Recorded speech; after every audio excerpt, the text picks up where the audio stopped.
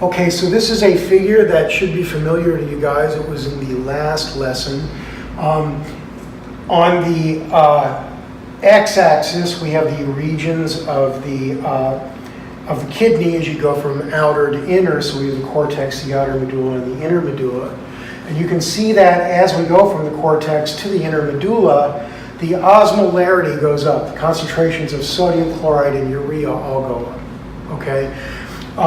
And so this is obviously what drives water reabsorption from the collecting duct in particular, and from the descending loop of Henle.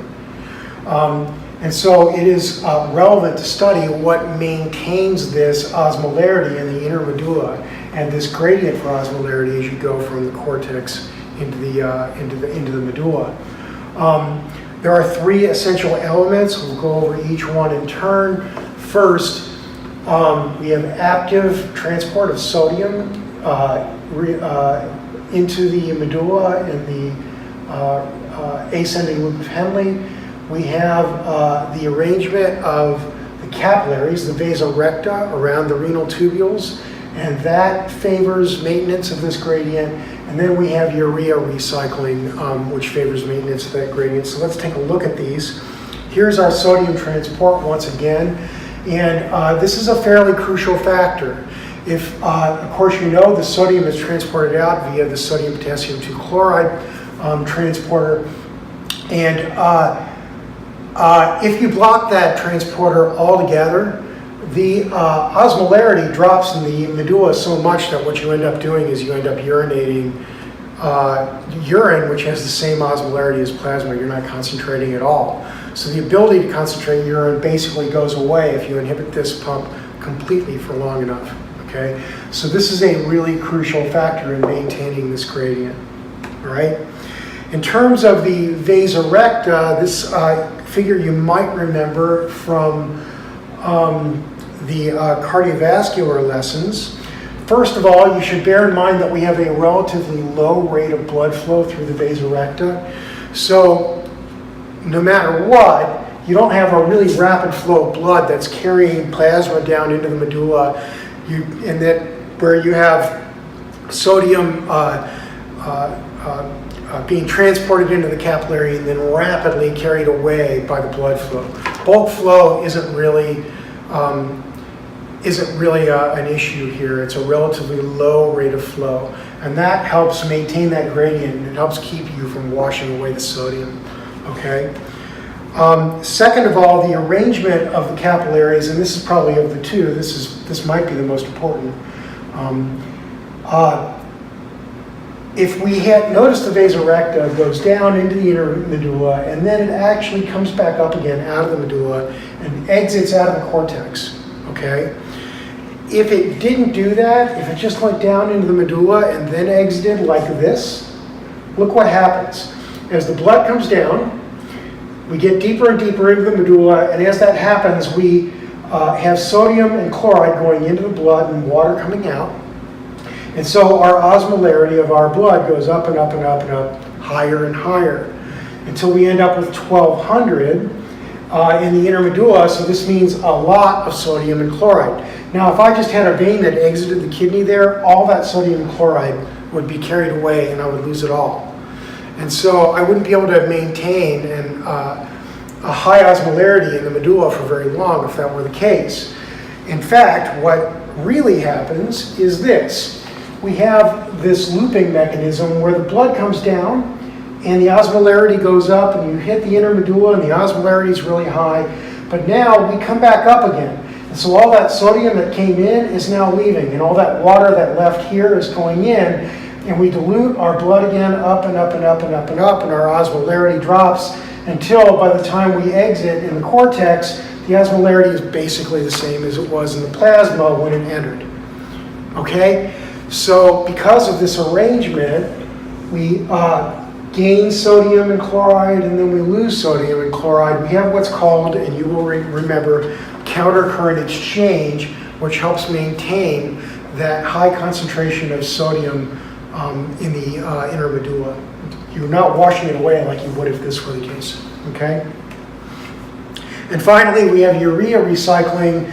Urea secreted in the ascending loop of Henle, and then in the collecting duct, it's reabsorbed. And so if we follow along, if we have one molecule of urea, the urea concentration is high here relative to the ascending loop. So we have a molecule of urea, it goes in, and then we trace it along, and it stays in, it stays up through the distal convoluted tubule, comes down the collecting duct.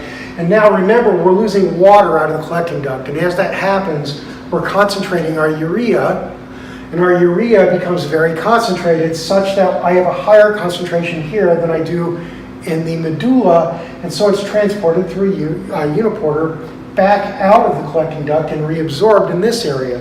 So the same molecule can go around and around in a loop, and we have urea recycling. Okay, some urea, of course, lost in the urine, but some recycled. Okay, and that helps maintain a high urea concentration in the medulla. So if we take a look at this, let's say we have a dehydrated individual. Okay, so a dehydrated individual, you're going to want to retain as much water as you can. You're going to want to reabsorb as much water as you can. So you're going to have a really high water permeability in the epithelia of the collecting duct. Okay, so that concentrates the urea even more than usual in the collecting duct because I'm losing more water from the collecting duct than usual. That means that my urea, even more of it, is reabsorbed because it goes from high concentration to low concentration. If the concentration is higher here, then I'm going to transport even more into the medulla.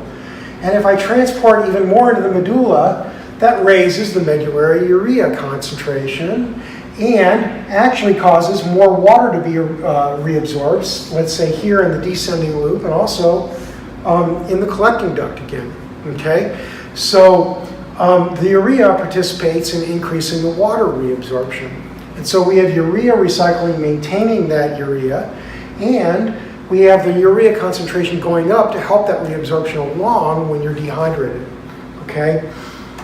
If we have an overhydrated individual, now we have a low permeability to water.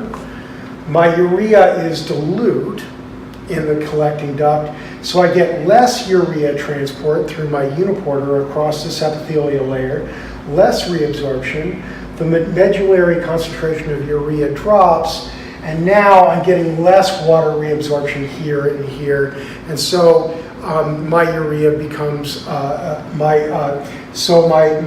urine is more dilute, and actually by dropping the osmotic gradient, I'm actually helping that urine to become more dilute, okay? So it's sort of the opposite of our dehydration issue. In this case, notice the term medullary washout. If a person drinks too much water, or if you're giving IV fluids to a patient and you give too much in the way of fluids, you can cause the individual to become overhydrated. You can cause that individual to have such dilute urine and to urinate so much urea because the urea is not being reabsorbed that your medulla can actually, the concentration can drop very, very precipitously so that you lose your ability to concentrate urine altogether. So this is something that you want to avoid as a clinician. You don't want your medullary urea to drop to the point where you can't concentrate your urine. And that can happen if you give, particularly if you give too much in the way of IV fluids, okay? So let's follow along here. This is what our osmolarity looks like as we go through the nephron, one big summary. So in the proximal tubule, 65% of my water is reabsorbed. I'm isoosmotic with the plasma at the end of the proximal tubule. Remember, it's isoosmotic reabsorption. And I have 30% of the water left that I filtered. The other 65% is reabsorbed. And the descending loop of Henle, my water leaves my tubular fluid. I lose about 10%, so now I have 25% of my water left. My osmolarity has risen because water is leaving the tubular fluid and concentrating my solutes. Now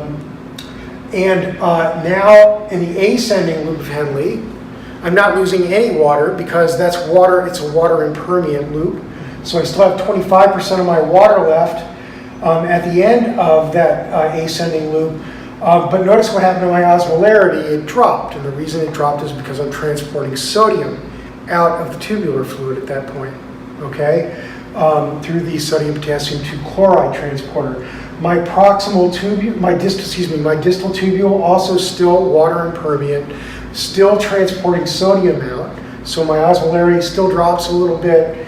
And now my collecting duct, this is where our water permeability is regulated. So now I have two lines. I have a line with no ADH where the urine remains dilute because my collecting duct is impermeant to water relatively. And so I won't reabsorb very much water and my urine is dilute. Okay, I'll reabsorb a little but not much, from 25 to 20. If I have high ADH, now I'm reabsorbing water like crazy. My osmolarity jumps up, and I have a concentrated urine with less than 1% of the water that I filtered left by the time it leaves the collecting duct. Okay? So that's a quick summary of water handling as we talked about it. All right, that's it. Thank you for your attention, and I'll see you guys in the rooms.